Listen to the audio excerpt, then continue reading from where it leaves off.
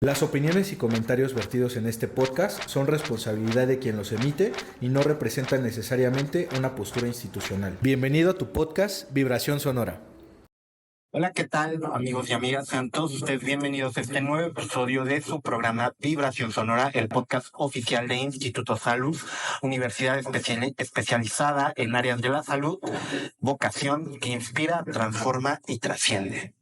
Y bueno, hemos hablado ya a lo largo de varios capítulos de pues muchos temas de enfermería y siempre mencionamos de alguna u otra manera pues que aquí en Instituto Salud, digamos que nuestras cartas principales en cuanto a la educación superior, en cuanto a la formación profesional, tiene que ver sí con enfermería, pero también con las urgencias médicas prehospitalarias.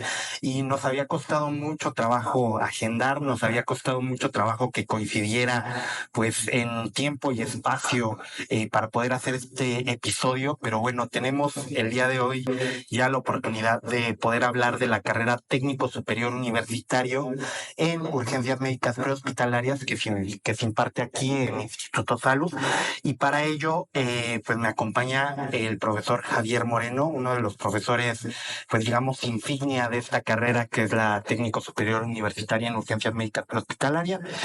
Lo presento formalmente. Él es médico egresado de la Universidad Nacional Autónoma de México, es médico adscrito al Instituto de Salud del Estado de México, médico adscrito al Servicio de Urgencias del Estado de México, socio activo de la Asociación Médica de Urgencias y Desastres de México, socio activo de la Sociedad Mexicana de Medicina Crítica y Emergencias, instructor de el NAEMET y instructor también de EXI y docente activo de medicina prehospitalaria.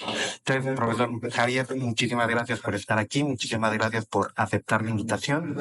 Y bueno, queremos empezar, o quiero yo empezar este episodio justamente antes de entrar como a la cuestión de qué es el estudiar urgencias médicas prehospitalarias y demás, preguntarle cómo fue que usted decide irse por esa rama de, pues sí, de la atención médica finalmente, pero digamos en el previo al hospital, ¿no? Yo creo que todos tenemos como muy bien mentalizado, sentado en nuestra cabeza qué es lo que hace un médico, por ejemplo. Más o menos hemos hablado ya o esclarecido bastante sobre lo que es la enfermería, pero ahora nos toca preguntarnos, sí, por un lado, qué son las urgencias médicas, pero antes de ello, ¿por qué o cómo es que usted decide dedicarse a esta parte de las urgencias médicas hospitalarias? Claro, bueno, pues muchas gracias por la invitación. Estamos aquí para poder, más que, como decirte, presumir, compartir nuestra experiencia y cómo es que empezó esto. Yo empecé siendo paramédico de la Cruz Roja Mexicana en el municipio de Catepec, y después de ahí, pues a mí me daba mucha curiosidad seguir aprendiendo. La Cruz Roja tiene varias subespecialidades de rescate en donde pude estar tomando mi capacitación y participando en las secciones de montaña, de rescate vertical, de rescate urbano, y terminé tomando un curso de paracaidismo también ahí en la Cruz Roja. Y todo esto me llevó a un punto en donde que todo lo que tenía que todo lo que había aprendido, pues me lleva también a la docencia, y empiezo a tomar un curso también para instructor de la Cruz Roja. ¿Va? Pero no dejaba de estar en el operativo. Y entonces en el operativo también me llegó un punto en donde pues yo atendía a mi paciente, ¿ves? Y lo entregaba al hospital, y me quedaba esa pregunta, ¿no? ¿Qué sigue después de esta línea prehospitalaria? ¿Qué sigue? Entonces me animé y hice mi examen para la Universidad Nacional Autónoma de México para la carrera de medicina, y no fue fácil, fueron 5 intentos para poder ingresar, hasta que pues, la fortuna, yo digo que la necedad, ¿ves? Más que la fortuna, me permitió poder ingresar a la facultad. Entonces, pues de ahí termino mi carrera, y por azares del destino, todos los trabajos en los que he estado han sido de ambulancia, ¿ves? O sea, la atención prehospitalaria no nada más es atender pacientes en la calle. El paramédico tiene varias funciones o tenemos varias categorías de pacientes, digamos, urgencias sentidas, urgencias reales y paciente crítico. El paciente crítico también le corresponde al paramédico saber y conocer qué es lo que tiene que hacer con un paciente que necesita de apoyo médico eléctrico para poder mantener la vida. El paramédico, ¿quién hace los traslados interhospitalarios? Pues es el paramédico, ¿vale? Entonces, eso fue lo que me llevó de una institución a otra, de un trabajo a otro, y ahorita pues estoy en operativo, soy médico operativo del Servicio de Urgencias del Estado de México. Claro. Entonces, eso hasta ahí es a donde me ha llevado, pero no se deja de crecer, ¿ves? En el Estado de México, bueno, como todos sabemos, nuestro Instituto de Salud pues está colapsado y en un hospital no tenemos cierta especialidad. Entonces tenemos que ir por este paciente para llevarlo a otro hospital que tiene la especialidad y que le puedan brindar una mejor atención con el especialista, ¿va? Entonces esos traslados son los que me corresponden. Tu paciente crítico es un paciente intubado, un paciente monitorizado, un paciente con catéter central, un paciente con derivaciones. Entonces eso necesita un cuidado más específico. Yo lo veo como más artístico, ¿ves? Más a detalle. Claro. Entonces necesitamos un entrenamiento y eso es lo que me lleva a mí a estar aquí. Y sin embargo, pues en el trabajo o en los trabajos en los que he estado siempre he participado con paramédicos, ¿ves? Entonces me daba cuenta principalmente de que pues estaban muy deficientes en su capacitación, hasta que una invitación también circunstancial me trajo aquí al Instituto Salus para poder capacitar a las primeras generaciones de Instituto Salus, terminar su capacitación de las primeras generaciones y continuar pues con las siguientes generaciones, ¿no? Entonces, te puedo decir que eso es lo que me ha llevado a estos dos lugares. Uno, la atención prehospitalaria, porque a pesar de estar trabajando en paciente crítico, sigo trabajando en campo, atendiendo urgencias y emergencias médicas. Y yo lo llamo así, ¿no? Como mi hobby, estar capacitando, poder compartir toda esta experiencia que hemos adquirido a través de los años con alumnos, con civiles que les interese este tipo de vida.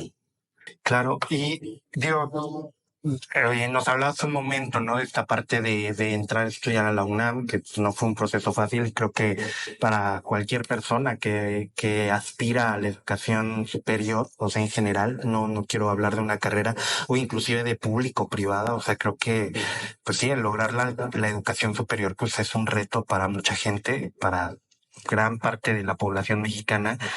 Y aunque está relacionado, ¿no? O sea, el campo de la medicina como tal, la que le decía hace un momento, como que tenemos ya internalizada o mentalizada, pues sí es muy distinto al de la urgencia médica prehospitalaria, ¿no? Y entiendo que usted ya había trabajado en la Cruz Roja previamente a entrar a la UNAM, pero durante la carrera, durante el estudiar la carrera, nunca le surgió como ese decir, bueno, me voy a dedicar al hospital en esta ocasión, o si me llama más la atención, o cuál fue ese momento en el que usted dijo, no, definitivamente lo prehospitalario es lo que yo quiero hacer. Te vuelvo a repetir, fue circunstancial, ¿ves? O sea, sí hice mis solicitudes para entrar a trabajar a hospital, pero creo que cuando yo hice las solicitudes, las condiciones para poder ingresar a un hospital eran muy elevadas, ¿no? Teníamos muy poca población médica y pedían especialistas, ¿ves? Entonces, y mientras yo hacía mis intentos por ingresar a la especialidad, pues me dedicaba a trabajar y de un trabajo, ¿ves? O sea, puedo hacer mi listado y hablarte de empresas que siguen trabajando en el área prehospitalaria humana. Fue la primer puerta que toqué y me dejaron trabajar con ellos. Después, Seguros GNP, y después Médica Móvil, una empresa también muy fuerte en la atención prehospitalaria a nivel privado. Y después de ahí entré a trabajar al Centro de Regulador de Urgencias Médicas, que tiene ambulancias para atender urgencias. Y si ves, o sea, nunca estuve en un consultorio, nunca estuve en un hospital, nunca, siempre fue de una ambulancia, de un área de ambulancias a otra área de ambulancias, ¿no? Y eso fue circunstancial, ¿no? Eh, entonces, más bien que tomar una decisión y a esto me voy a dedicar, no, la vida me fue llevando a lo que me iba a dedicar. Claro. Y bueno, antes de seguir, pues sí quiero hablar un poquito del tema histórico. Siempre me gusta dar un poquito de contexto como para entender de dónde venimos más o menos, Ujú. dónde estamos y pues ya hablamos más adelante de hacia dónde nos gustaría ir, ¿no? Porque cuando hablamos de ciencias de la salud, por lo menos en México, siempre es un tema complicado. Lo hemos dicho aquí varias veces. Muchas veces leemos los planes nacionales de desarrollo en cuanto a salud y pues decimos, pues qué bonita carta de intenciones, ¿no? Pero ¿cómo lo vamos a lograr? ¿Qué vamos a hacer?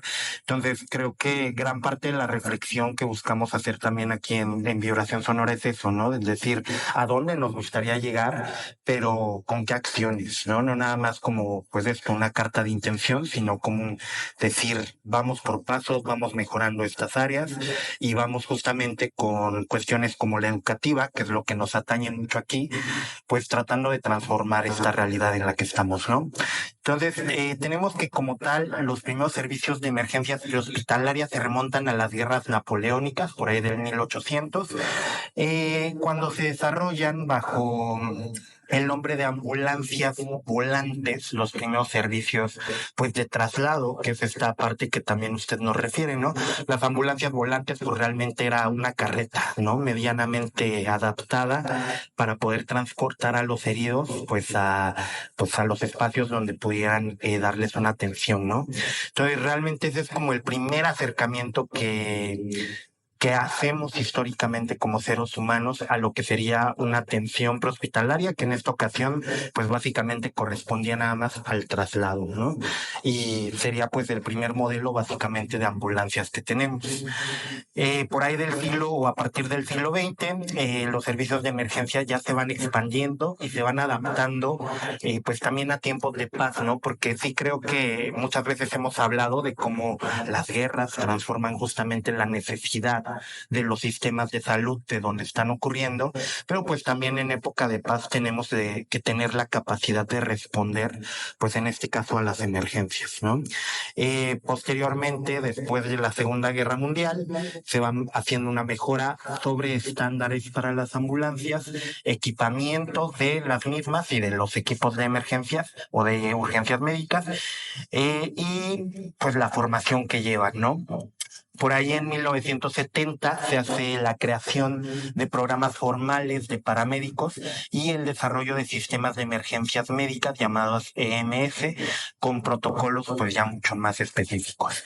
En México, pues usted nos decía hace un rato, por ejemplo, la Cruz Roja pues existe más o menos de por ahí de 1903, y ha sido pues como la principal, ¿no? La principal insignia que los mexicanos conocemos de la atención médica prehospitalaria. Sin embargo, también por ahí de 1988, o sea, estamos hablando básicamente de 85 años después, se crea lo que es en la Ciudad de México el Escuadrón de Rescate y Urgencias Médicas, el ERUM, que yo creo que a todos nos ha tocado ver en alguna ocasión, pues alguna ambulancia del ERUM, ¿no? Pasar por la ciudad. Y también varias instituciones públicas y privadas, como el IMSS y la Secretaría de Salud, han trabajado en la capacitación y creación de normas oficiales, como es la NOM 237 SA1 2004, que pues regula, ¿no?, esta parte de los servicios en el país.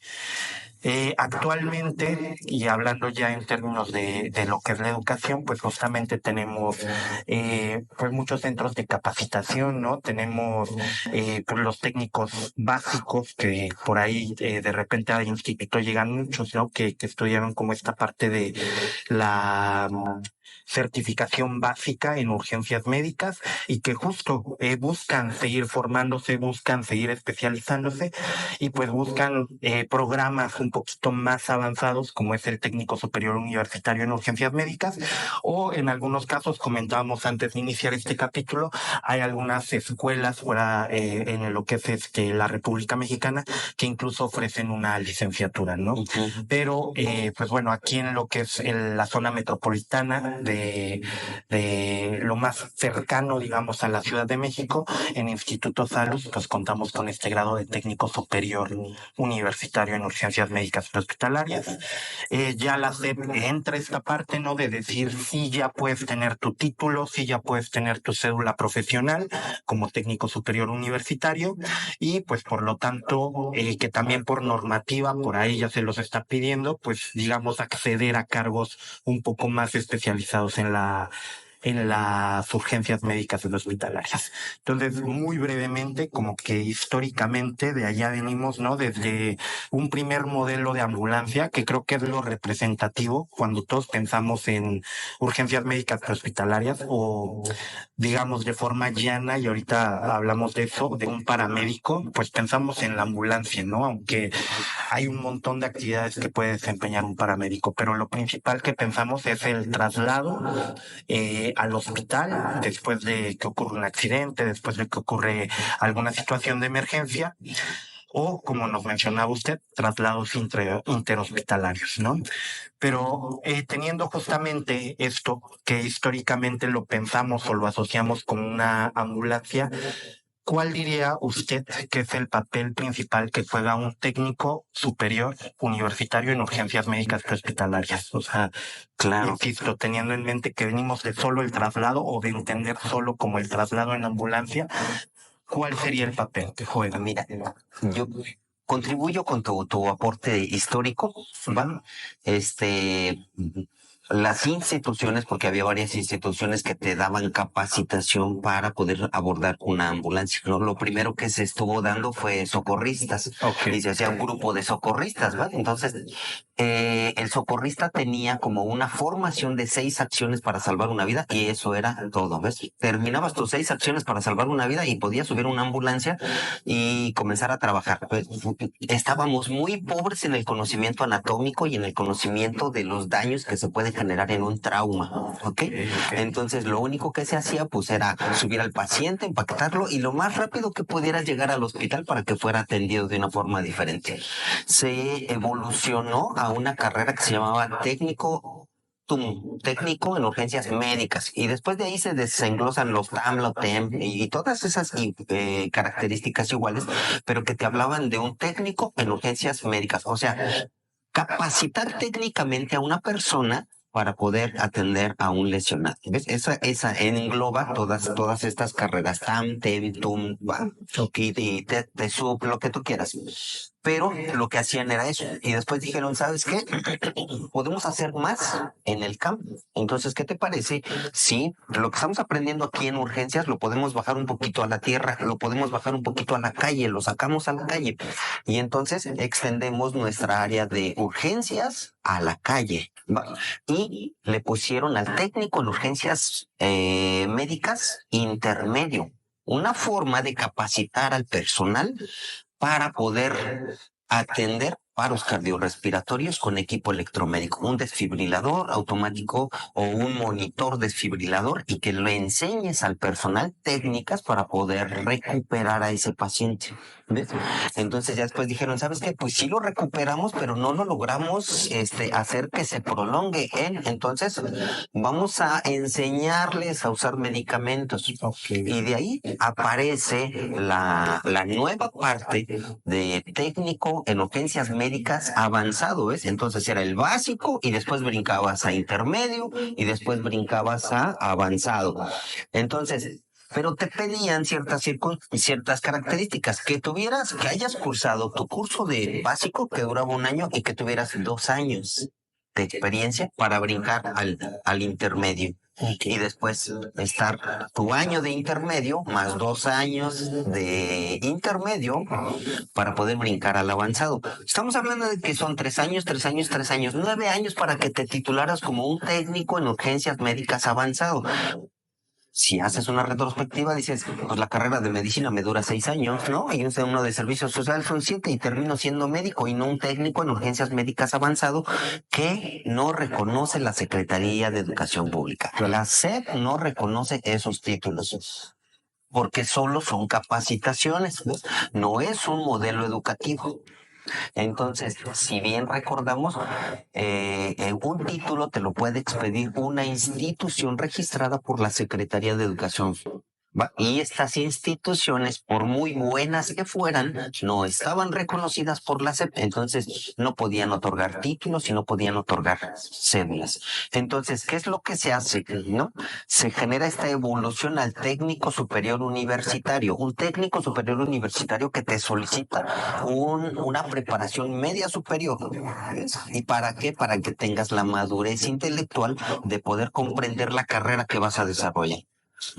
Porque antes para el técnico en urgencias médicas básicas no importaba si tenías la secundaria o tu preparatoria trunca o si eras ama de casa o si trabajabas. Era un curso. Era un curso, se lo podías dar a la población en general. Ahora no, ahora un técnico superior universitario tiene que tener su preparación media superior. ¿Ves? ¿Para qué? Para que yo tenga una madurez intelectual de poder entender los conceptos de anatomía, de fisiología, de fisiopatología y ahora sí, de rescate urbano, de rescate acuático, de rescate agreste, deben de tener esa madurez. Eso es lo que se busca. Entonces, aquí como Instituto Salud, pues ve esa situación y las condiciones o los requisitos que pide, pues es que cuando menos hayas terminado tu media superior. ¿Estás de acuerdo entonces que es un nivel universitario? Sí, claro. Estoy preparando universitarios, gente que tiene una madurez ya mayores de 18 años, que tienen una madurez y que me van a poder entender a lo que se van a dedicar, ¿ves? A lo que se van a dedicar. No es un hobby, ya ahora, antes era un hobby, ahora es una carrera. ¿Ves? Es una carrera que se tiene que profesionalizar y ahí es la evolución a donde hemos llegado con el técnico superior universitario. Y retomando, todos cuando dicen ¿a qué te dedicas o qué estás estudiando? Si les dices técnico superior universitario, nadie va a entender, ¿va? Pero si le dices paramédico, ¿ok? Atención prehospitalaria, te lo van a entender perfectamente. Claro. ¿Ok? Sí, son términos que como que se van incrustando apenas, ¿no? Socialmente, rara vez se habla, pues no es la única carrera de TCU, ¿no? O sea, hay TCUs en distintas áreas, pero como que la gente todavía dice, no, pues, ni idea de que es una carrera técnica superior, ¿no? Y entonces el trabajo del técnico superior universitario, te digo, esa idea nos evoca a alguien a bordo de ambulancia, ¿va? Claro. Pero no. Tenemos paramédicos en centros comerciales, tenemos paramédicos en áreas industriales, tenemos paramédicos en construcciones, tenemos paramédicos en plataformas petroleras. Hay una área de la atención prehospitalaria que se aboca a seguridad industrial. ¿Quién se encarga de eso? ¿Quién se encarga de estar platicando con los trabajadores para que puedan entender que su seguridad es importante? Usar el casco, usar sus botes antiderrapantes, usar sus protectores auditivos, sus gogles. ¿Quién se encarga de eso? El paramédico. Y siempre están atendiendo, platicando con ellos, dando un pequeño curso, pues, para que antes de empezar la jornada puedan los trabajadores entrar a trabajar. Es necesario, ¿ves? Educar a toda la población. Un proyecto muy grande que quisiéramos despegar aquí en salud es exactamente eso, ¿no? Que todas las escuelas medias superior salgan con un entrenamiento en primeros auxilios. Sí, sería. Bueno. ¿Por qué? Porque la ciudad está cambiando, porque la población está cambiando, porque lo que antes le costaba a una ambulancia llegar en 10 minutos, ahora le cuesta 45 minutos en la misma distancia. Claro. Y esos 45 minutos deterioran en bastante a una persona que haya sufrido algún accidente. Pero si mi población mayor de 18 años tiene el entrenamiento de primeros auxilios y que sepa qué hacer, entonces le doy una oportunidad más larga, le doy más tiempo a ese paciente para poder permitir que la ambulancia llegue. Claro. Entonces, el paramédico ahorita esos solo son unos ejemplos, pero el paramédico tiene muchas funciones y después puede agarrar subespecialidades, ¿ves? Dedicarse al rescate de montaña, dedicarse al rescate urbano, dedicarse al rescate en paralelas. ¿Va? Entonces, esas son subespecialidades. Ahorita lo que se nos está apareciendo es el paramédico de paciente crítico. Claro. ¿Ves? O sea, ese paramédico que está entrenado para saber cómo tiene que trabajar con un paciente que requiere el apoyo mecánico para poder sobrevivir. Claro. Y bueno, hablando justamente de esta parte de lo que necesitas, ¿no? O sea, nos mencionabas un momento, para entrar justamente a una carrera universitaria, pues es la preparatoria, porque medianamente, por un lado, te da el conocimiento básico general que deberíamos tener, pero también por otro lado, por la madurez, ¿no? La madurez de entender, uno, a qué te vas a dedicar, dos, cuando hablamos de ciencias de la salud, pues son carreras que no podemos, digamos, tomar a la ligera, o sea, probablemente ninguna, ¿no? Pero cuando hablamos de salud, pues vas a tratar con otra persona, ¿no? Vas a tener a cargo o no a cargo, pero en tus manos va a estar la vida de alguien, ¿no? La posibilidad de que alguien se reponga o no. Y si bien hay conocimientos, ¿no? Que hace un rato decíamos, por ejemplo, anatomía, que son básicos, también se deben de desarrollar habilidades, ¿no? Muchas de esas habilidades, a veces en las aulas tratamos de transmitirlas, otras veces, pues el desarrollo profesional en campo te va formando, ¿no? ¿Cuáles considera usted que son las habilidades más importantes que debe tener un paramédico para su desempeño? Ajá. Ok. El manejo de estrés en situaciones caóticas. ¿Va? Entonces, nuestras clases aquí, tenemos varias clases que deben de ser prácticas sí o sí. Claro. Prácticas sí o sí. Entonces es ponerles casos clínicos reales, ¿ves? Porque hay muchos ficticios y podemos generar muchos, ¿no? Pero la experiencia de los docentes aquí en Instituto Salud es que ellos atienden pacientes reales y de ahí sacas a tu caso clínico y el caso clínico se lo transmites al alumno y con nuestros modelos anatómicos podemos estar practicando con ellos, ¿ves? Claro. Entonces, ponerlos en situaciones caóticas, ficticias, en donde tengan que resolver. Entonces, por lo regular siempre se los complicamos y se los complicamos y se los complicamos. ¿Por qué? Porque el entrenamiento debe de ser más duro que el examen. Claro. Tu preparación debe de ser más crítica que tu examen. Tu manejo con el maniquí debe de ser más crítico que con tu paciente. Sí, claro. Porque en el momento en el que te enfrentes, puede que sea que por rebosamiento de estar viendo el caso, cuando te toque el paciente real, lo puedas resolver sin problema, ¿ves? Y nuestra población, yo me desempeño en el Estado de México y principalmente en el municipio de Catepec. Están bien locos, están bien agresivos, locos, pero así es la población, ¿ves? Claro. Entonces imagínate llegar y que una ama de casa te esté gritando, te esté insultando, te esté diciendo, mientras tú estás tratando de salvarle al crío, ¿no? Sí, claro. Mientras ella te está gritando, tú, estoico y estoy trabajando. Entonces, ¿qué habilidad? El manejo de estrés en situaciones críticas. ¿Por qué? Porque el familiar tiene miedo, el paciente tiene miedo. Tú también. ¿Va? Claro. Pero tú ya sabes a qué te vas a enfrentar, él no. Y ellos confían en ti porque tú eres el que sabe, porque tú eres el que estudió y porque tú eres el que está llegando al lugar para ayudarlos. Entonces, eso sería una habilidad, ¿no? Poder controlar las emociones. Esa es desarrollarla como habilidad. Y aquí, te vuelvo a repetir, les ponemos casos críticos que les complicamos y que les complicamos y que les tienen que resolver. Otra habilidad es poder diagnosticar inmediatamente.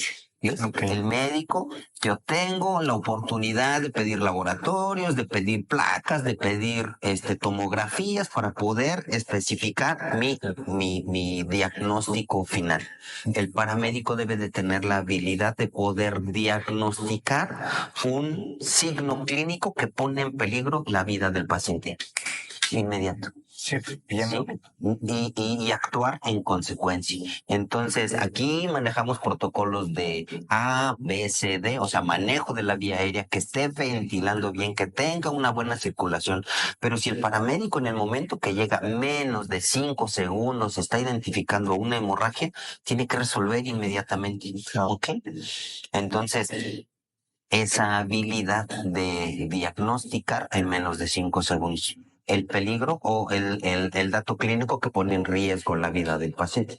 ¿Va? Sí. Y después, pues, las otras que pudiéramos pensar que son cosas sencillas, pues poder canalizar, poder ventilar, poder intubar a su paciente, poder preparar un ventilador para específicamente este paciente, niño, adulto, mujer embarazada. Eso es lo que las habilidades que tiene que tener, pero principalmente poder resolver situaciones críticas en corto tiempo. Claro, en el momento. Y de todas esas habilidades, ¿hay alguna que usted diga? Yo me acuerdo de una anécdota donde esta especialmente me fue muy útil. Yo creo que manejo de estrés sí es muy, muy útil en general para vivir en la Ciudad de México, pero ahora atendiendo a una emergencia, pues sí debe ser totalmente imprescindible, ¿no? Pero algún momento en el que usted diga, me di cuenta de, no sé, justamente ese manejo de estrés que ya tengo, ¿no? Porque a lo mejor, como usted dice, pues sí, yo también estoy tenso, yo también estoy nervioso, ¿no? Y aparte me están gritando, y aparte me están diciendo, o aparte está el ruido, y están los chismosos sacando su celular y queriendo grabar, ¿no? Y a veces tienen hasta mejor lugar que el paramédico, ¿no? Que está atendiendo. ¿Hay alguna habilidad que usted, o alguna anécdota más bien, en donde una de estas habilidades usted dijera, fue el momento en el que dije, esto es indispensable para ser paramédico? No, pues aboco no tengo mucha buena memoria, pero recuerdo hace poquito menos de 6 meses, un microbús atropella una bicicleta y el niño queda debajo del microbús, ¿va? Entonces se juntó muchísima gente en el lugar, muchísima, muchísima. Cuando nosotros llegamos, pues lo único que recibíamos pues eran faltas de respeto, recordatorios familiares y todo, ¿no? Pero a eso haces oídos sordos. Y cuando llegamos, ya habían sacado al niño de debajo, ¿ves? Estaba inconsciente y cuando llegamos, pues no presentaba, visualmente no presentaba signos de vida, ¿ves? Ok. Entonces, buscar el pulso estaba muy débil, saqué el estetoscopio, pero toda la gente gritando, ¿ok? Y entonces lo único que hice fue así, levantar el puño, que era un signo de silencio todos en los sismos, Sí, sí, sí. y toda la gente Se cae. se cayó. ¿Ves? Y escuché el corazón del niño, ¿no? Entonces estaba esa gotita de vida todavía palpando, que si yo me hubiera puesto a gritarles, cállense por favor, pierdo mi tiempo, ¿ves? No. Pierdo mi tiempo. Y el conocimiento te da el tiempo de poder trabajar en el lugar. Entonces comenzamos a trabajar con el niño. Entonces, ¿te dan ganas de irte? Sí, claro, ¿no? Te dan ganas a todos nos ofende de repente que digas, pues yo vengo a ayudarte, no tienes por qué faltarme al respeto, ¿no? Sí. Pero la gente no es así. La gente tiene miedo y lo primero que hacen es agredir. Pero bajo ese concepto, ellos todos estaban agrediendo, la gran mayoría, ¿ves? Y entonces hay alguien por ahí, mientras yo estaba escuchando el corazón del niño, grita, ya llévatelo, ¿no? ¿Qué te haces? ¿Qué pierdes tiempo? Ajá. Y otro le grita, cállate. Otro, ¿no? O sea, ya uniendo y logrando poder controlar la turba, que no sé, 50, 80 personas, no sé, ¿ves? Entonces, todo eso se paralizó, fue un segundo así, ¿ves? Como Doctor Strange, que la cámara le está dando las vueltas así y todo eso lo ves en ese momento y tú sigues trabajando con el niño, canalizándolo, metiéndole una cánula supraglótica para que le puedas apoyar, porque ese corazoncito apenas iba, ¿no? Entonces necesitaba medicamento. Y te digo, eso te lo da, pues, la calle, sí, estar trabajando mucho tiempo en la calle y te lo da tal vez también el momento. Alguien tiene que tomar la responsabilidad en ese momento, ¿no? Y no echarse a llorar porque te dan ganas. Sí, claro. ¿No? La escena te despedaza, pero te tienes que apartar, ¿ves?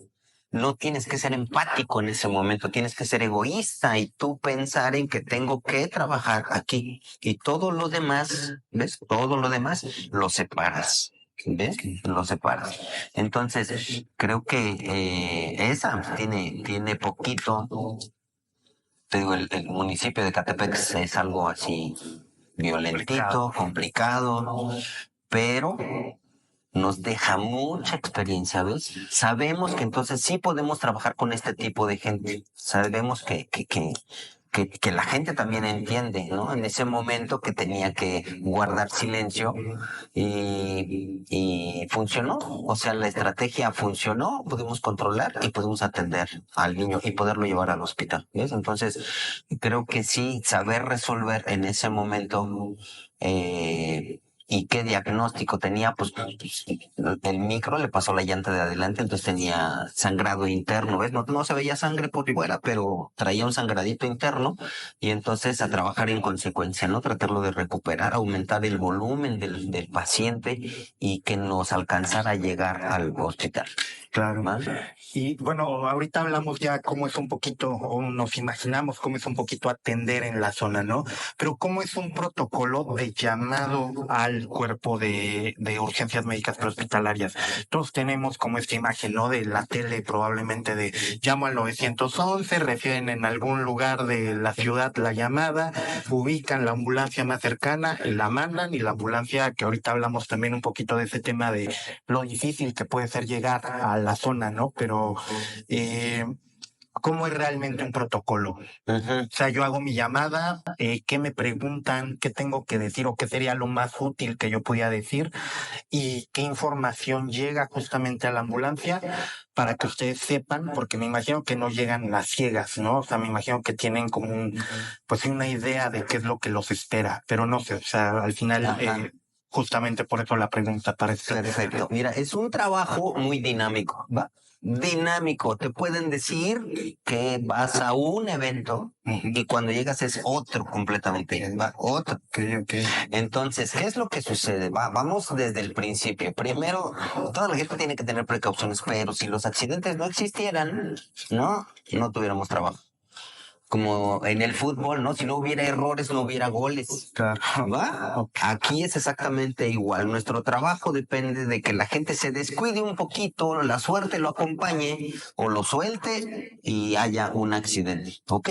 Cosas tan simples como subirse a un banco, mojar el piso, esas cosas tan simples se generan en accidentes, ¿ok?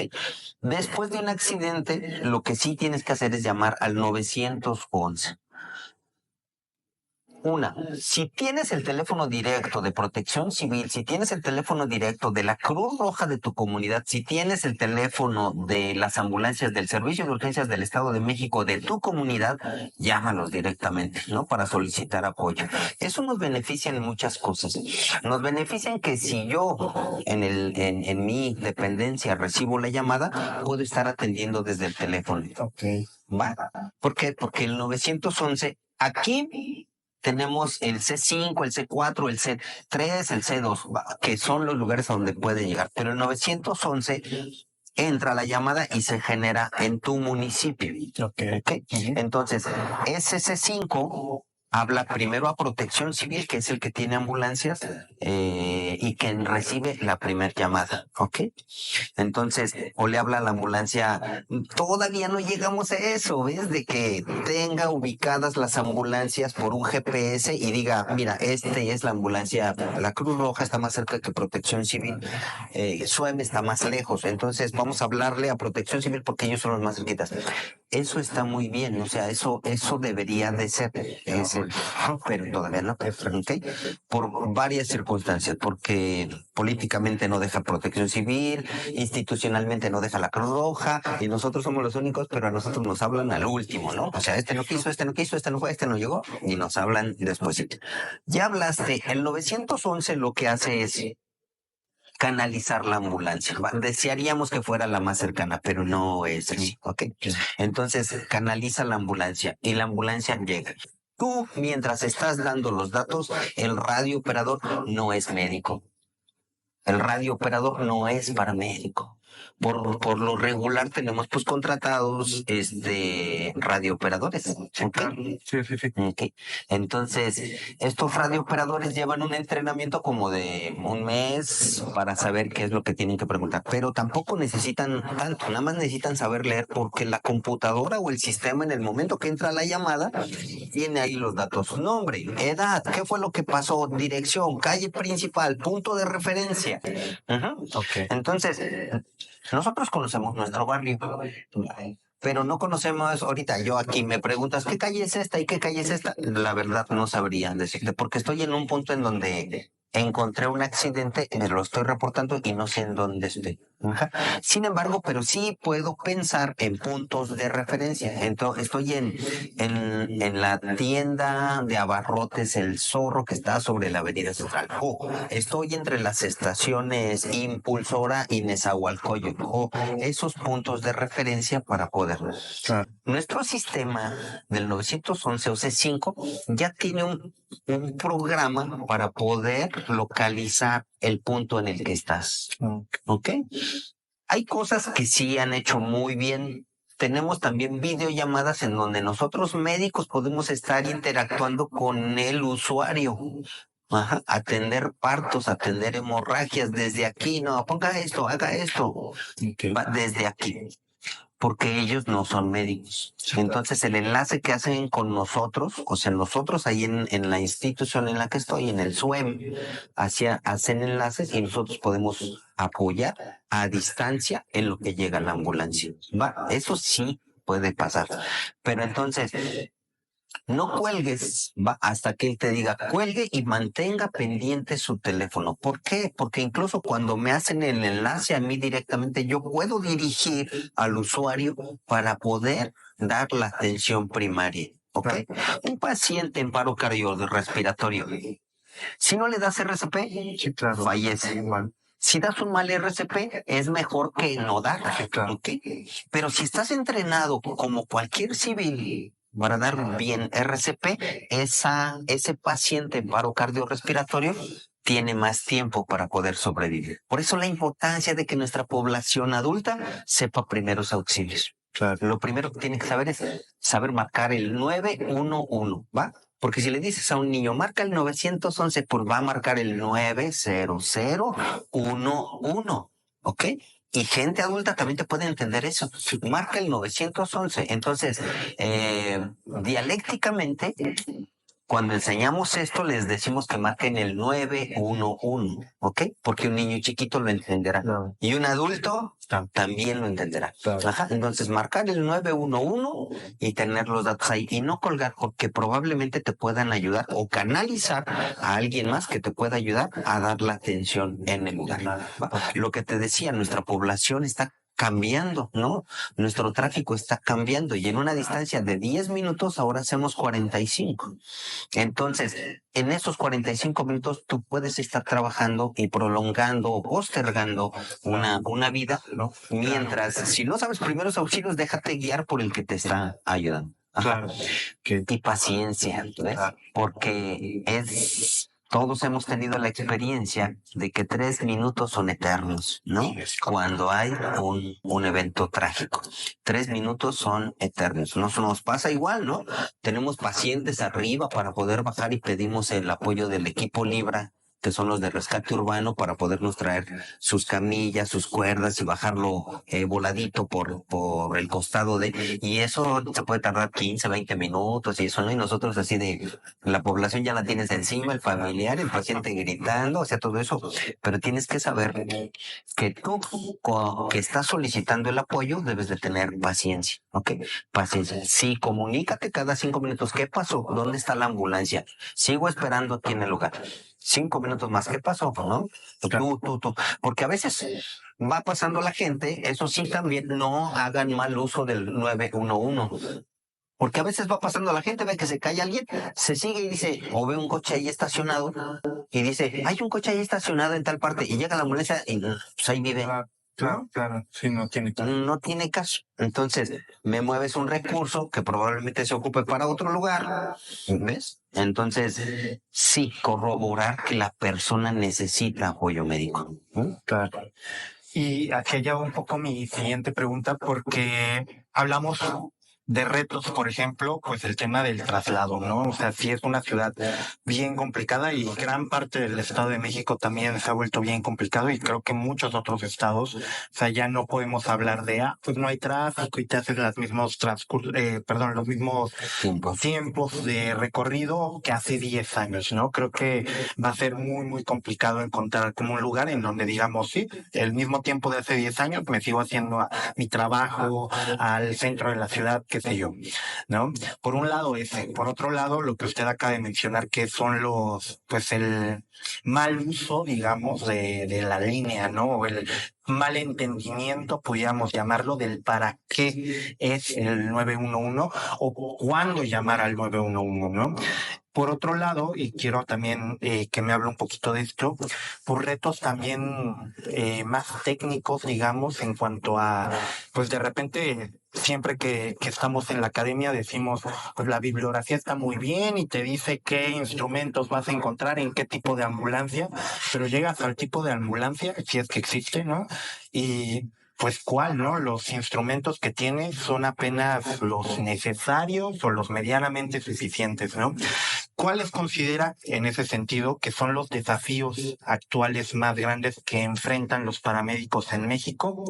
¿Y qué cambios cree que serían necesarios para mejorar las condiciones de trabajo y la efectividad en campo? Porque, pues sí, por un lado creo que ya hablamos un poquito de esto de, pues saber RCP le puede salvar la vida a alguien, ¿no? En lo que llega la ambulancia, tú estás ahí y más si sabes rotarlo, porque los que hemos hecho las prácticas de RCP, pues sabemos que es cansado, ¿no? Que de pronto el estar, como usted dice, 3 minutos, 5 minutos dando RCP, saber cómo dar el relevo, saber despejar una vía aérea, o sea, cosas básicas probablemente pues sí pueden darle la oportunidad al paramédico de llegar cuando la persona todavía tiene vida, ¿no? Entonces, ¿cuáles cree que son esos retos? Por un lado, decíamos, distancias o tiempos de traslado, el uso que le da la población al número, ¿no? O el no saber reportar las emergencias, cuáles sí, cuáles no. Y por otro lado, pues también esta cuestión de, pues de pronto pues sí, digamos, es un área a la mejor descuidada en cuanto a los insumos que se requieren. Todos hemos visto colectas de la Cruz Roja para, pues justamente, por un lado, los salarios, que ahorita no voy a mencionar, pero por otro lado, pues los insumos que se requieren en la profesión para trabajar, ¿no? ¿Cuáles son esos retos y qué cambios cree que podíamos hacer? Sí, aquí pudiéramos dividirnos en dos partes, ¿no? La atención prehospitalaria privada y la atención prehospitalaria pública, ¿ok? La privada siempre va a tener mejores insumos porque la atención y la calidad a sus pacientes lo obligan a tener el equipo necesario para ello, ¿va? Claro. Sin embargo, en lo público estamos muy mal, ¿ves? Y te digo, nosotros, las ambulancias son parte del sector salud y las ambulancias requieren insumos, ¿va? Pudiéramos hacer un listado impresionante de lo que requiere una ambulancia, pero resumámoslo en insumos. Y estos insumos, pues no son dotados, ¿no? No son dotados, no hay. Pareciera que nuestra profesión nos lleva a tener que comprar lo que yo necesito para mi paciente.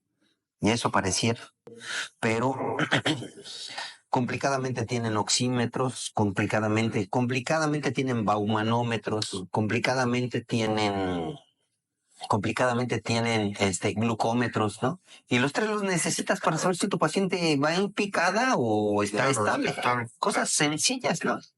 No te estoy pidiendo entonces un monitor desfibrilador, no te estoy pidiendo entonces un DEA. Un DEA es un desfibrilador automático que se le enseña a la población civil de cómo utilizarlo en caso de que una persona esté en paro cardiorrespiratorio. Nuestra realidad nos lleva a que ese DEA debe de estar en un lugar en donde asistan más de 100 personas. ¿Va? Okay. Hablemos de cualquier centro comercial. Sí, claro. Cualquier cine. No hay. Sí. ¿Ok?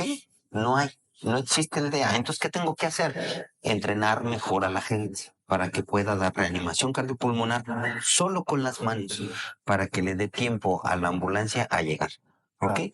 Entonces, en las ambulancias, ¿cuáles son los retos? Más que para el técnico en urgencias médicas, es más para lo administrativo, ¿ves? Que el recurso baje y que ya que baje el recurso, sea utilizado para equipar las unidades.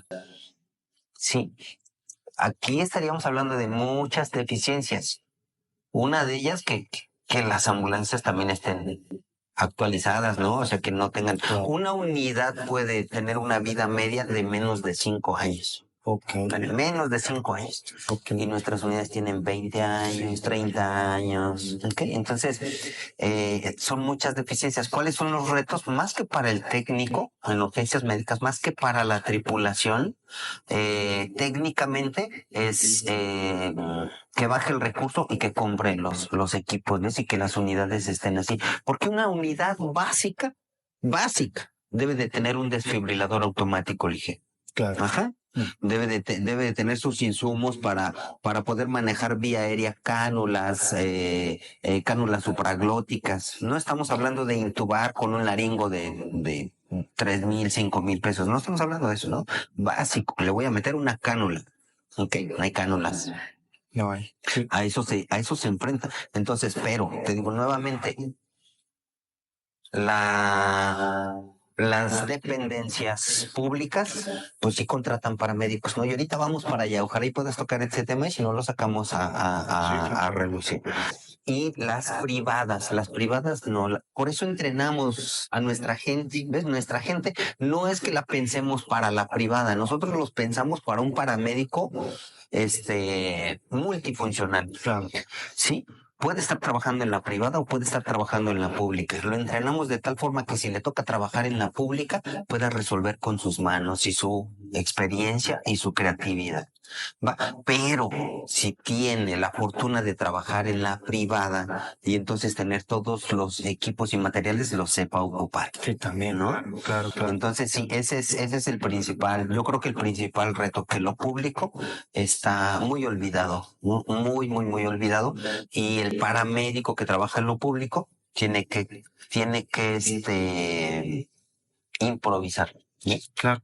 Usar su creatividad, como Sí, te decía. pero ¿de dónde sacas tu creatividad? Tu creatividad la sacas de algo que te enseñaron. Sí, de saber. Y después dices, oye, no tengo férulas, no tengo férulas de vacío. Pues tráete una caja de cartón y ahorita inventamos. Claro, entender para qué quieres la férula de vacío y entonces dices, bueno, si quiero inmovilizar, pues ¿cómo puedo inmovilizar? ¿Qué puedo usar, no? Ajá. Entonces sí, esa parte, pues sí, bastante importante. Creo que siempre lo hablamos de la parte pública, que sí hace falta, y yo cuando doy a los grupos de TCU es lo que les digo, pues es que también necesitamos que se apunten un poco a la parte administrativa, y yo sé que a veces es común, digamos, escuchar el que de lo teórico salta a lo práctico, ¿no? Ya que es un poquito al revés, ¿no? Ahora de lo práctico vete a lo teórico. Ujú.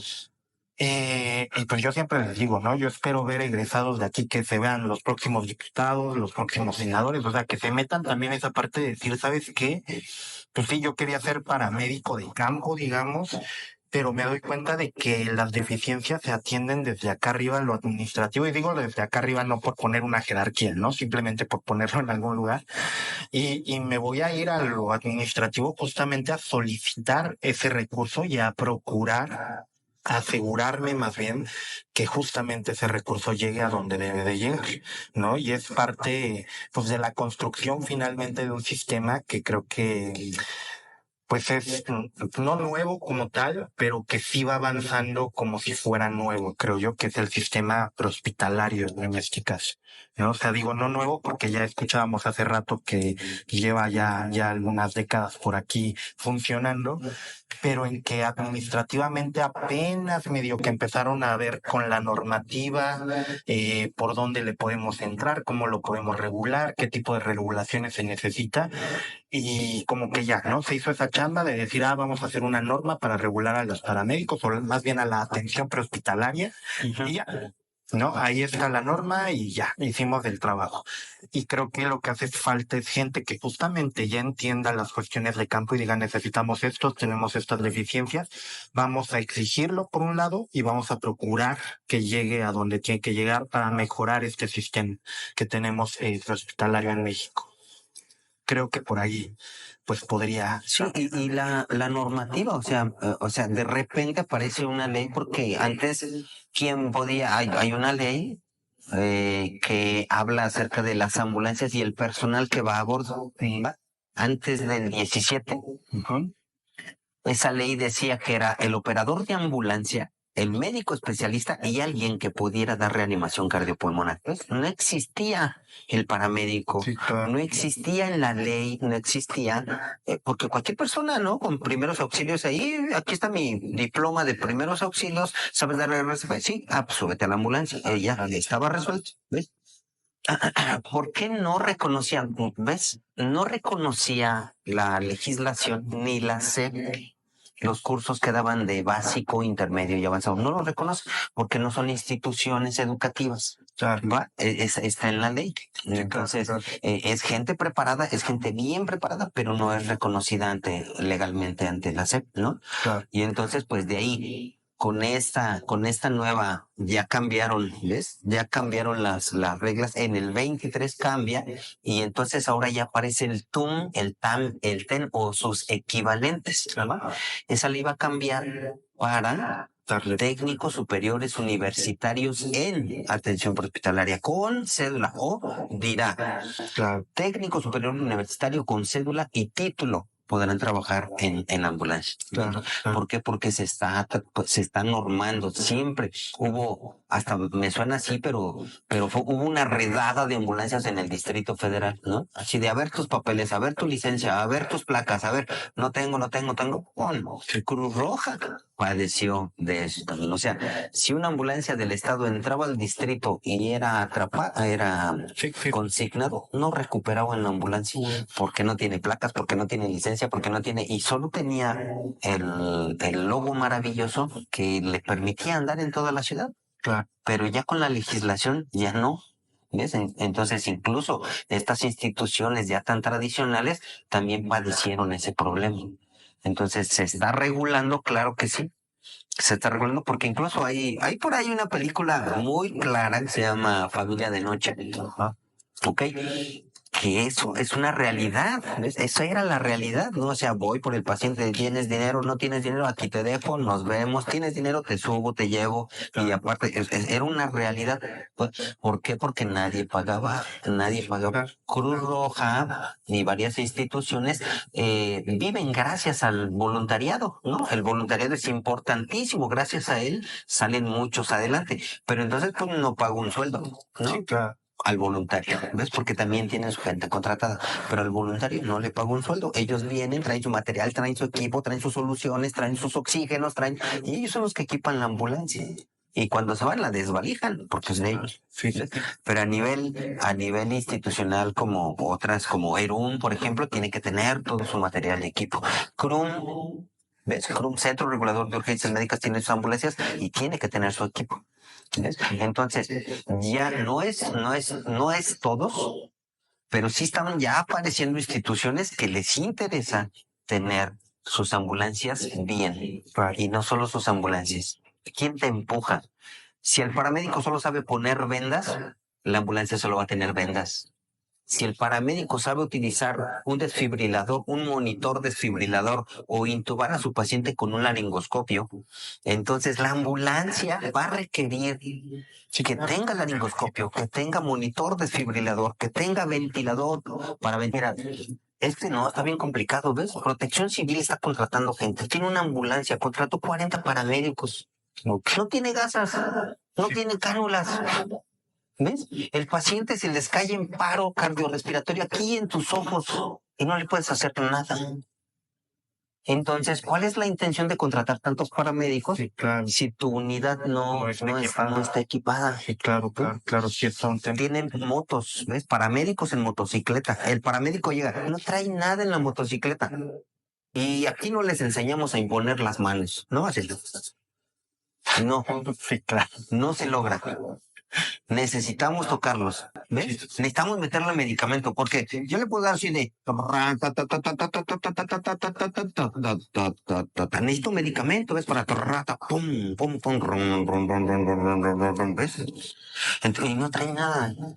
Y es todo un tema porque yo me acuerdo que muchos alumnos sí me decían así, no, es que los cuerpos de motocicletas y que no sé qué, y que deben de traer tal, tal, tal, tal. Yo les decía, bueno, métete a investigar, o sea, y investigar más allá del internet, o sea, llama, pide citas para ir a ver, pues qué onda, ¿no? Como alumnos, pues difícilmente lo hacen, ¿no? O sea, y menos para materias como investigación. Un paramédico llevando investigación, creo que son las materias que las toman como de, ay, bueno, no, ni hablar. Pero aparte, ¿sabes qué investigación harías? ¿Por qué Protección Civil de Iztapalapa no tiene DEAS? Esa sería tu investigación Sí, y llegas al mismo punto. O sea, aquí está el recurso, pero nunca bajó. Nunca bajó. era lo que yo les decía, o sea, vayan a la investigación más allá de lo que dice la nota, más allá de lo que dice el responsable, o sea, métanse realmente a investigar como es debido, no nada más buscando en internet, ¿no? O sea, vayan más allá para entender justamente el por qué están pasando las cosas, por qué estamos en el punto que estamos, qué podemos hacer para mejorarlos, ¿no? Pero a lo que iba con esto es justamente que, pues había 2 o 3 alumnos que están emocionados con el tema de las motos. Y pues es eso, pues sí, o sea, muy bonita la moto y ahí etiquetada y lo que quieras, pero no tienes el material, o sea, sigue siendo, puede llegar más rápido, probablemente sí, pero ¿para qué llegas más rápido si no está equipada con lo que tú necesitas para poder ir a atender pues, al paciente que tengas que atender, ¿no? Ir a resolver lo que tengas que resolver. Pues no nada más estás paseando, vas a hacer tu trabajo y no tienes los elementos, pues está complicado. Entonces sí, muy bonito el recurso para las motos, pero ¿y el recurso para el equipo? Y era lo que, o es lo que justamente trataba yo de transmitirles de, pues esta materia va para eso, para que ustedes sepan, pues uno, entender el porqué de las cosas, y luego el para qué y el cómo lo resuelvo, ¿no?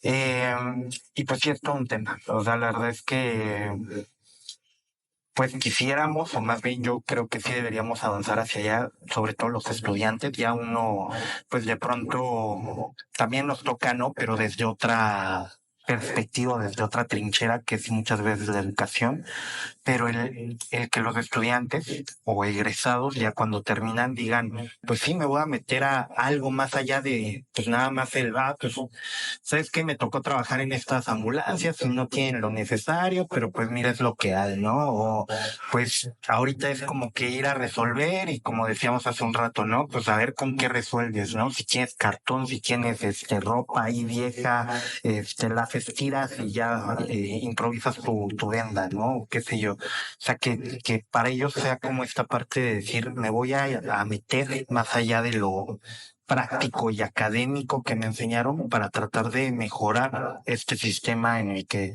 pues yo estoy trabajando finalmente, ¿no? Pero bueno, ¿cómo fue su experiencia ahora con el COVID-19 durante la pandemia? Muy bien, no, sí. Mira, mi experiencia y la experiencia de todos fue que no sabíamos nada. ¿Ves?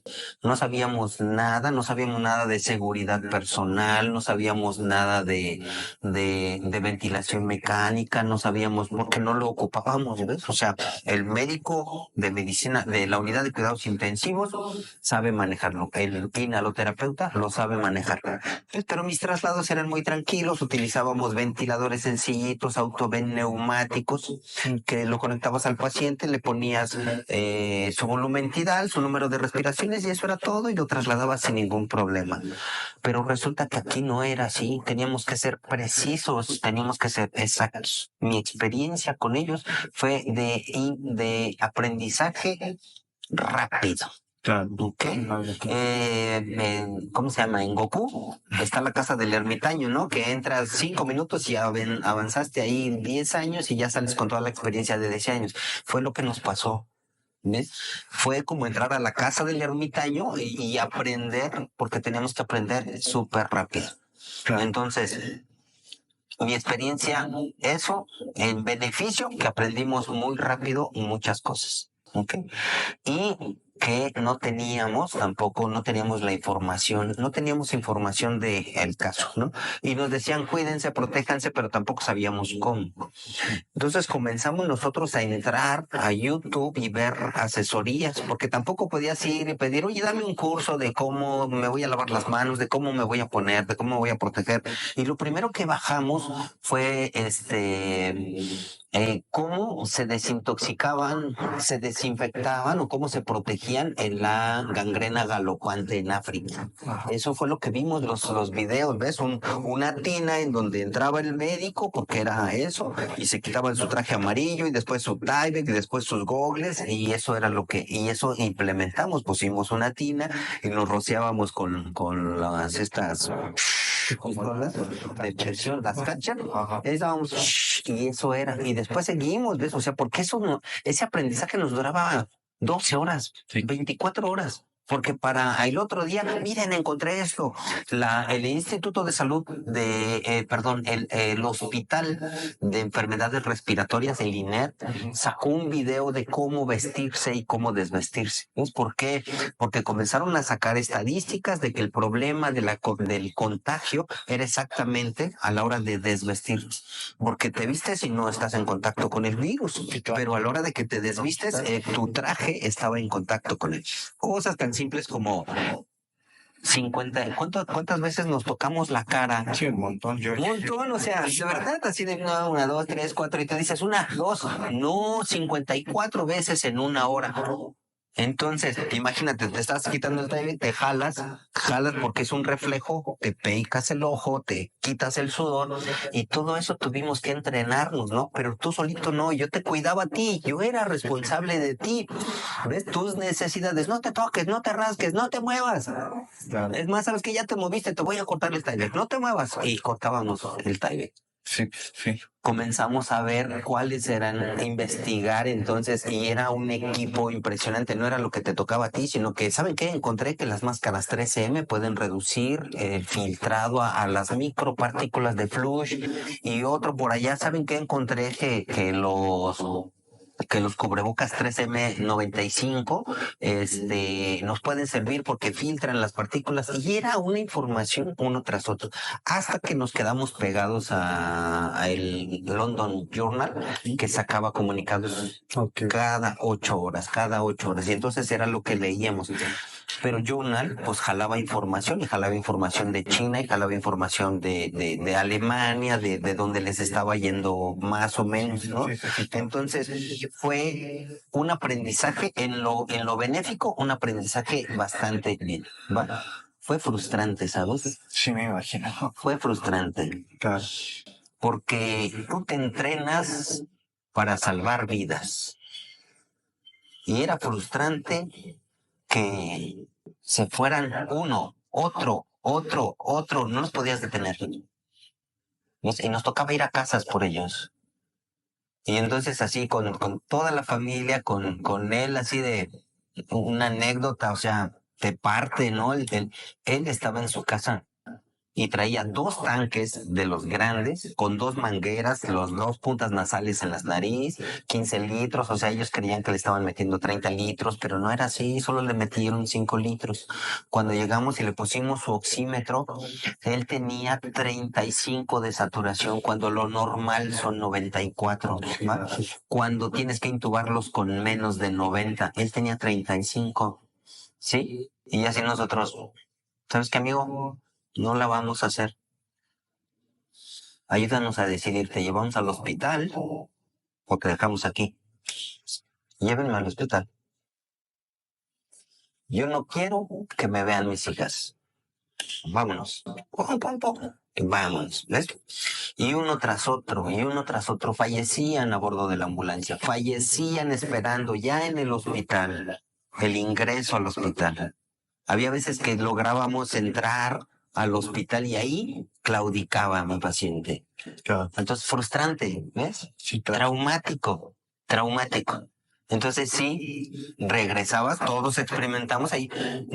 Nunca había yo escuchado hablar del término burnout, pero lo experimentamos, ¿ves? porque también mi experiencia fueron 2 años consecutivos de todos los días estar trabajando con este tipo de pacientes, pero todos los días, Sí, el mismo ritmo de decir vamos allá y nada que hacer. nada que hacer, o sea, nada que hacer, no podíamos mucho. Y entonces pues comenzábamos a irritarnos con los compañeros, ¿ves? Y sí, o sea, éramos, pues, no sé, machos alfa si quieres, ¿no? Pero ya estábamos irritando, ¿no? Y entonces era como eso que empezó con una cooperación impresionante, ya después estábamos aislados, discutiendo, friccionándonos, cualquier cosa, el cubrebocas aquí, ya estabas pegando los gritos de seguridad. Entonces, experimentábamos también el burnout también, el instituto nos contrató psicólogos para que pudiéramos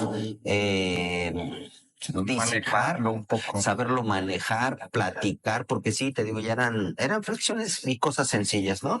Entonces, en aprendizajes muy rápidos, pero en experiencias muy, muy frustrantes, ¿no? Claro. Muy, muy frustrantes. Y le tocó el sismo del 17.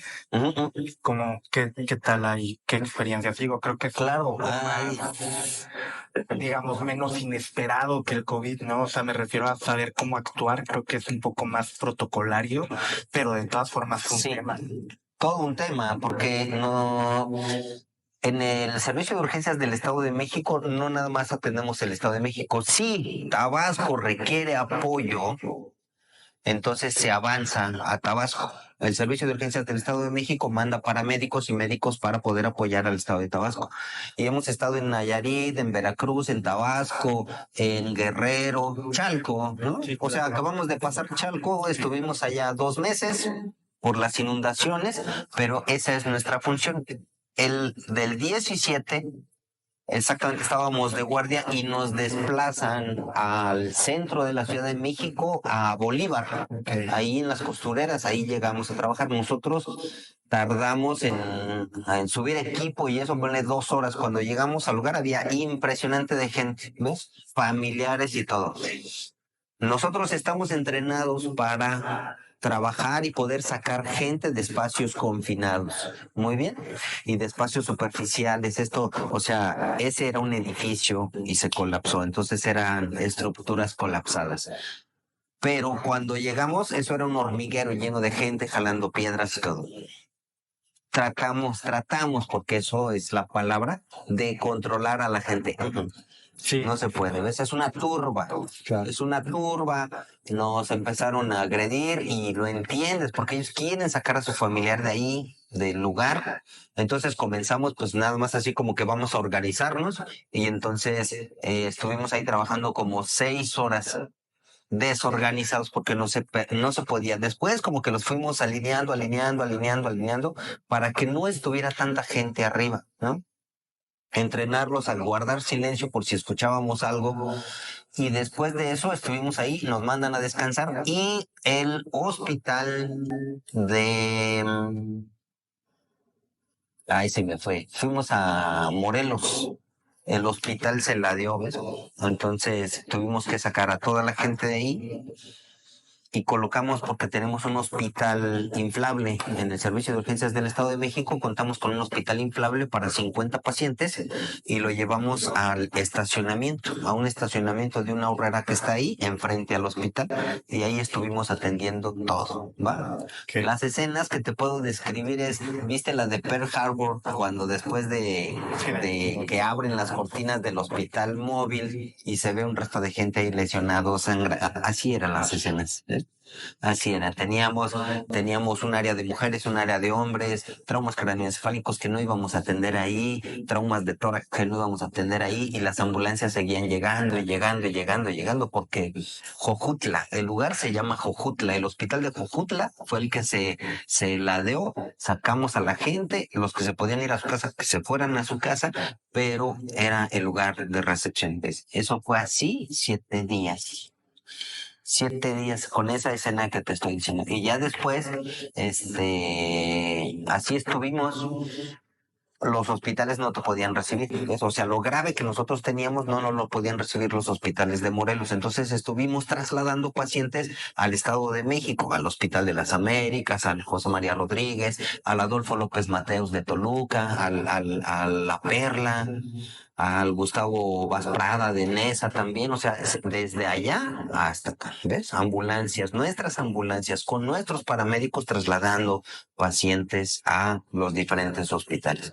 Entonces, eso fue en ese temblor, pero te digo que hemos estado en inundaciones, hemos estado en temblores, hemos estado y nos han mandado, o sea, el personal prehospitalario es al que mandan. Fueron a Haití. ¿Ves? También cuando el tsunami, también fueron a Haití para poder estar ayudando. Pero allá nos puede, ¿eh? No, eso está impresionante. Haití no, o sea, si aquí decimos que no tenemos, que es un lugar ingobernable, allá está perdido. ¿Ves? Sí. Salía el camión de los cascos azules, no llegaban ni 100 metros cuando lo desvalijaban. ¿Ves? Y salía para ayudar, ¿ves? O sea, les traemos agua, les traemos arroz, les traemos semillas, no llegaba ni a 100 metros. Lo desvalijaban y ya se regresaban. Entonces estaba muy complicado. Pero la experiencia en eso pues fue precisamente esa, ¿no? O sea, no dormimos como por 7 días. De esos ratitos que déjame ir a descansar, Sí, claro. no había dónde bañarse. Claro. 7 días no había dónde bañarse. Entonces, pues eso te digo, yo como médico, pues me toca la responsabilidad como médico, pero quienes me están apoyando son paramédicos. ¿Entiendes? Quienes están, porque las enfermeras del hospital, pues no estaban ahí, estaban preocupadas por su familia y por todo eso, no iban a estar en el hospital. Muchas sí participan, pero el instituto manda a todo el personal para poder apoyar, ¿ves? Entonces, nos tocan todos esos eventos. Justamente pensando ya ahora en esta parte de los estudiantes, ¿qué recomendación le haría a alguien que quiere estudiar urgencias médicas prehospitalarias? Pues vaya en el nivel que sea, pero pensémoslo específicamente ya para un nivel de educación superior. O sea, de yo me quiero dedicar a eso, ¿no? Ya tengo mi prepa, estoy pensando en dar el siguiente paso, me llama la atención, que es lo que yo de repente escucho de los compañeros que estudian, ¿no? Que muchas veces después desde niño me llamaba la atención, o la básica que es me gusta ayudar a los demás y demás. Pero ¿qué consejo les da usted? Porque siempre lo manejamos como una carrera pues que tiene adrenalina, ¿no? Que sí tienes que tener como esta capacidad de pensar en frío, que tienes que tener esta capacidad de responder a lo inesperado de alguna manera. Hace rato les preguntaba yo, ¿ya llegan ustedes a la escena con una idea de lo que está pasando? Y me decía, pues a veces sí, a veces no, ¿no? A veces te dicen una cosa y llegas y te encuentras otra totalmente distinta. Eh, y que pese a ello, o sea, pese a todas estas situaciones que muchos de nosotros podíamos decir, no, pues esta escena que me decía de la película de Pearl Harbor, verla en la vida real, pues sí dices, no, pues no, muchas gracias, ¿no? Muchos de nosotros sí decimos, pues no es algo que yo quisiera ver, pero aún dentro de todo eso, pues tiene cosas bien bonitas la carrera y el dedicarse a las urgencias médicas prehospitalarias. Creo que muchos lo dicen, ¿no? El sentir que ayudaste a salvar una vida o en que tus manos estuvo que una persona lo lograra, o sea, que continuara adelante, digamos, pues es un sentimiento que pocas personas pueden experimentar, ¿no? Pero teniendo un poquito ese contexto que ya compartimos y un poquito también esta parte como más motivadora, más bonita, más como de decir, pues vale la pena lo que se está haciendo. ¿Qué consejo le podría dar usted a alguien que está considerando estudiar, pues sí, técnico superior universitario en urgencias médicas prehospitalarias? Perfecto. Pues mira, yo puedo decirte que el trabajo en el que estoy es el mejor trabajo que he tenido, ¿va? Y partiendo de ese punto, pues entonces, ¿qué cualidades debería de tener las personas que quieren estudiar esto, no? Porque ya me llamó la atención, por eso bajé la información y qué cualidades debería de tener. Debería de tener primero, facultad de servicio, ¿no? Que te guste ayudar, ¿ves? Entonces, lo que tú tocas así de me siento útil, sí, cada fin de guardia sientes que hiciste algo bueno, que hiciste algo que valió la pena, ¿ves? Para el niño, para la señora embarazada, para el viejito, para el ama de casa, para aquellos a los que llegaste y platicaste con ellos, y les ayudaste y pudiste dar un buen servicio empático, terminas la guardia sintiendo que, que eres, que funcionas, ¿va? Sí, claro. Que es algo importante, que lo que hiciste valió la pena. Sí, sí, si tú esperas que aquí te van a estar tomando fotos y que a su hijo lo llamen como tú, eso no existe, ¿no? Eso nomás en nuestras comedias y ya en las turcas también. Sí, claro. Pero en la vida real nadie te pregunta tu nombre porque tú eres alguien completamente invisible que llega, repara, estabiliza, ¿ves? Mejora un poquito y después lo entrega al hospital. Pero tu trabajo es tan importante que en esos 10 minutos en donde tú no existas, esa persona se puede ir. Ajá. O puede perder la vida, o puede perder la función de alguna de sus extremidades u órganos, o puede perder la estética de alguna de sus extremidades. Esos 10 minutos transitorios de tu trabajo en la vida del paciente son súper importantes para él, aunque él nunca sepa que estuviste. ¿Ves? Entonces, ¿quién hace mejor su trabajo? Si nadie sabe tu nombre, es porque estás haciendo muy bien tu trabajo. Claro. ¿Sí? No generas problemas, no eres problemático, pero hiciste bien tu trabajo a tal grado que nadie se dio cuenta. ¿Ves? Igual tú llegas, atiendes, lo sacas, lo bajas de un piso de 3 por la ventana, y él nunca preguntó tu nombre. Debes de tener, pues somos adrenalino dependientes, ¿ves? Nos gusta. Es un trabajo muy dinámico, ¿ves? Si te gusta la monotonía, este no es tu carrera. Este es un trabajo muy dinámico, porque un día estás en el bosque, otro día estás en un edificio, otro día estás en una caverna, otro día estás en un balneario, otro día, y siempre estás sacando gente de... Claro. ¿Ves? Entonces, un día estás en casas hermosas y otro día estás en lugares atendiendo indigentes. Sí, o 7 días sin dormir, como Ajá. decía, ¿no? Entonces, ¿qué cualidades debes de tener? Pues eso, tener paciencia.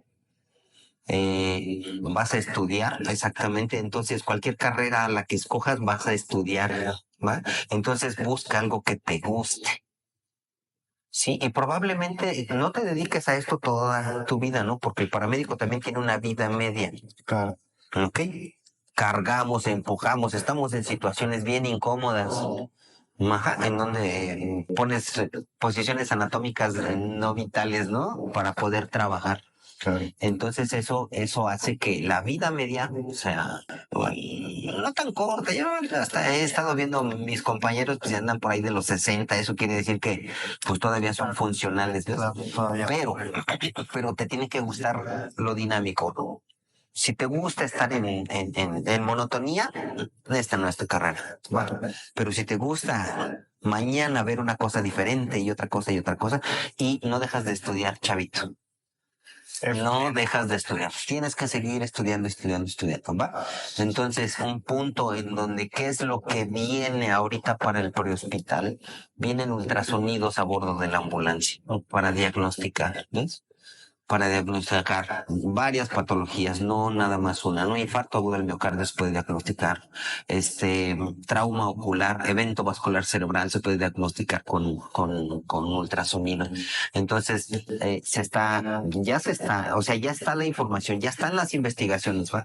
Ahora solo falta que baje el recurso para que tengamos ultrasonidos a bordo de la ambulancia y podamos trabajar, ¿no? Y llegar con un diagnóstico más preciso al hospital o podamos trabajar en consecuencia con lo que encontremos en eso. Entonces, no está estable, no es una carrera estancada, que solo aprendas una cosa y eso lo vas a desarrollar toda tu vida. No, Sí, claro. no, es súper dinámico Sí, la y va actualización evolucionando. importante, ¿no? Sobre todo este tema de la tecnología, creo que sí es pues algo que digo, qué bueno, ¿no? Como usted nos lo dice, que ya están las investigaciones y que se abran esas líneas de investigación justamente para decir esto nos puede ayudar a lo que decíamos hace un momento, ¿no? Mejorar el sistema prehospitalario, pues de México y el mundo, ¿no? Ya no lo dejemos solamente en el país. Y pues sí, una carrera que de pronto no todos conocemos, ¿no? O sea, yo creo que todos hemos tratado, visto o escuchado, por lo menos de un paramédico, hemos visto una ambulancia pasar, decíamos hace rato, hemos cooperado o no, algunos con las colectas de la Cruz Roja, o sabemos desde primaria de la Cruz Roja, ¿no? Que siempre nos traían como materiales justamente que tenían que ver con primeros auxilios o algún curso práctico y demás, pero de pronto no te imaginas, creo yo, esta parte de, bueno, es una carrera y te puedes dedicar a ello. Y cuando lo empiezas a descubrir y te das cuenta de que, pues sí, sí es muy, perdón, que usaría yo es apasionante, ¿no? O sea, sí creo que es una carrera a la que no te puedes meter si no te apasiona. O sea, habrá carreras que digas, pues para ir pasándola o porque pagan bien o porque mi mamá es o mi papá es y es la herencia familiar. Yo creo que las urgencias médicas prehospitalarias, a lo mejor tu familia está en ello, pero a ti te apasiona y por eso sigues. Porque si no hay como esa chispa de, como dice usted, de el que te guste la adrenalina por un lado, el que te guste un poquito, no quiero decir la inestabilidad, pero sí un poquito el cambio, ¿no? O sea, un poquito el decir, pues no voy a llegar todos los días a la misma oficina a hacer la misma actividad, ¿no? Voy a corresponder muchas veces a lo inesperado. Voy a estar listo justamente para situaciones que como el COVID, como los temblores, pues ninguno de nosotros nos esperamos y sin embargo, pues tiene que haber respondientes, ¿no? A estos temas de emergencia y que al final también esta última parte que mencionaba de sí me apasiona, sí me gusta y por lo tanto continúo estudiando, continúo actualizándome porque llegan nuevos equipos, ¿no? Porque a lo mejor hay nuevas formas de tratar algo o llegan pandemias o situaciones que no esperábamos, que son nuevas y hay que aprender de protocolos, hay que aprender a responder a ciertas, pues sí, situaciones nuevas, etcétera, ¿no? Y pues vaya, para mí sí es una carrera que a lo largo del tiempo que yo llevo trabajando aquí en el instituto, pues he descubierto, pues por un lado, la capacidad de vocación que pueden tener las personas, porque sí hay estudiantes y profesores que sí dices, wow, ¿no? O sea, qué labor desempeñan. Eh, y por otro lado, pues también esta capacidad de ser fríos cuando hay que serlo y no serlo cuando no hay que serlo. No sé si me explico, ¿no? Porque si al momento de la emergencia, pues tú los ves y tienen que estar en lo suyo, ¿no? Y son, pues, aprendizajes que uno se lleva echando a los alumnos, viéndolos ustedes como docentes, que si dices, pues, qué interesante, qué padre carrera y qué bueno que cada vez como que va agarrando más terreno, digamos, en el sentido del conocimiento de la sociedad. Ojalá pronto y ojalá el instituto se convierta también en motor para ello, pues sí podamos avanzar a esta sociedad más educada, esta sociedad más consciente de dejar pasar la ambulancia, que es lo más básico que tenemos ahorita, ¿no? De decir, pues viene la ambulancia atrás de mí, me voy a hacer un lado, voy a prender mis intermitentes y voy a tener el cuidado de que los coches vayan abriéndole el camino, ¿no? Y por otro lado, de que también lleguemos al momento en el que digamos, estoy ante una emergencia y sé lo básico para responder a ella mientras los paramédicos están llegando, ¿no? Entonces, pues una carrera bien interesante. ¿Algo que guste concluir, profesor? Pues nada más. No, pues que si les interesa, o sea, pues es un buen principio, pues eso es un buen principio. Técnico superior universitario te da la oportunidad incluso de poder seguir estudiando, ¿va? O sea, hay carreras ya profesionales que te autorizan, y en el área de la medicina que te autorizan continuar con tus estudios, ¿va? Puedes terminar una licenciatura en protección civil y después de una licenciatura con esas características, pues empezar con maestrías, o sea, no estás trunco, ¿ves? Es lo que estoy viendo y comparando con enfermería, pues es que estaba la enfermera auxiliar, la enfermera general, la licenciada, la maestra, y todas ellas, aquí es exactamente lo mismo. ¿Ves? Teníamos al técnico básico, ahorita ya existe el técnico superior universitario. Esperemos que bueno, logremos licenciaturas aquí en Instituto Salus y con ello que puedan brincar a maestrías. O sea, el aprendizaje nunca se detiene. Nunca, nunca, nunca. Ahora, en atención prehospitalaria puedes agarrar subespecialidades. O sea, te gusta la adrenalina, pero ¿quieres más adrenalina? Pues hay subespecialidades, ¿no? Hay rescate acuático, hay rescate agreste, que es el de montaña, hay rescate vertical, hay rescate urbano. ¿Ves? ¿Qué es lo que ocupamos? ¿Qué es lo que ocupamos más aquí? Sí, claro. Entonces, esas subespecialidades que te abren oportunidades de más aprendizaje, ¿va? Entonces, no es una carrera de que ya terminé aquí y hasta aquí. No, no, no. Seguimos, o sea, es un abanico de posibilidades para tus aprendizajes. Y aquí tal vez no les damos la especialidad, pero sí les damos la introducción a cada una de esas especialidades. Entonces, que lo vayan viendo. Y esto, o sea, el trabajo que se realiza para el paciente crítico, pues yo creo que es lo que más retribución económica les deja. ¿Ves? Okay. Entonces, si tú sabes trabajar un paciente crítico, te van a estar llamando para cada ratito estar trasladando pacientes en la privada o en lo público, ¿va? En la privada o en lo público. Entonces, ¿qué es lo que más le interesa a la privada? Que sepas, ¿no? Que sí sepas, ¿no? Claro. Ahorita en lo público, pues nada más que llenes un lugar.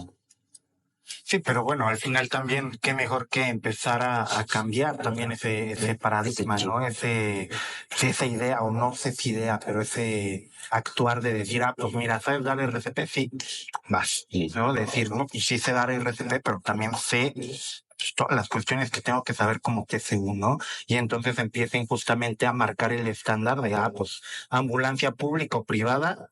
Este es el estándar mínimo para poder, pues sí, ser un paramédico o estar dentro o actuando dentro de una ambulancia o atendiendo urgencias médicas hospitalarias. Y decirte que nuestros exalumnos tenemos en todos los lugares, ¿vale? ¿Dónde quieres? Sí, yo he escuchado de uno que dirige, creo que un equipo deportivo y justamente está como al tanto de cualquier tema de trauma deportivo, están como al pendiente. Los tenemos en Protección Civil, los tenemos en el ERUM, tenemos a exalumnos en ERUM, tenemos exalumnos en SUEM, ¿no? Okay. Tenemos exalumnos en SUEM, tenemos exalumnos en ¿qué otros? En CRUM. Y recientemente, pues dos exalumnos hicieron la convocatoria para ir a trabajar a Cancún y están trabajando allá. Okay. El Protección Civil de varias delegaciones están solicitando paramédicos y no uno, 5, no, están pidiendo 100, 120. El aeropuerto de la Ciudad de México está pidiendo 40 paramédicos. El aeropuerto de el AIFA está solicitando 40 paramédicos. ¿Ves? O sea, trabajo hay. Claro. Y en parte tienes mucha razón en decir que, bueno, se está abriendo la posibilidad y estamos saliendo y diciendo, "Oye, yo puedo hacer todas esas funciones, ¿eh? O sea, yo puedo trabajar aquí y soy como multifuncional, ¿va? Claro. Multifuncional. Entonces, puedo entrenarte gente, sí, puedo capacitarte en la atención prehospitalaria, porque yo soy paramédico, sí, puedo, no sé, agarrar especialidades de aeroparamédicos, ¿no? O sea, también están esas posibilidades de poderte internacionalizar. Entonces, es una carrera muy, muy elástica, ¿ves? Muy maleable, porque lo puedes colocar en donde tú quieras, en una escuela, en una iglesia, en un estadio, en un torneo, en una industria, en una plataforma, ¿ves? O sea, es muy, muy variable el lugar que puede ocupar el paramédico, ¿ves? Aquí a nivel nacional. Sí, claro, donde haya un accidente, se va a necesitar paramédicos. Donde hay un humano. Donde haya un humano, claro. Sí, exacto. Pues bueno, pues profesor, muchísimas gracias por acompañarnos. Se nos hizo después de mucho tiempo de estarlo planeando, poder tenerlo aquí. Le agradezco mucho que nos haya acompañado. Ojalá sea la primera vez de muchas que podamos sentarnos a platicar y pues compartir con nuestra audiencia. Y pues bueno, yo despido el episodio. Nos vemos en el próximo episodio de Vibración Sonora. Gracias a todos por escucharnos.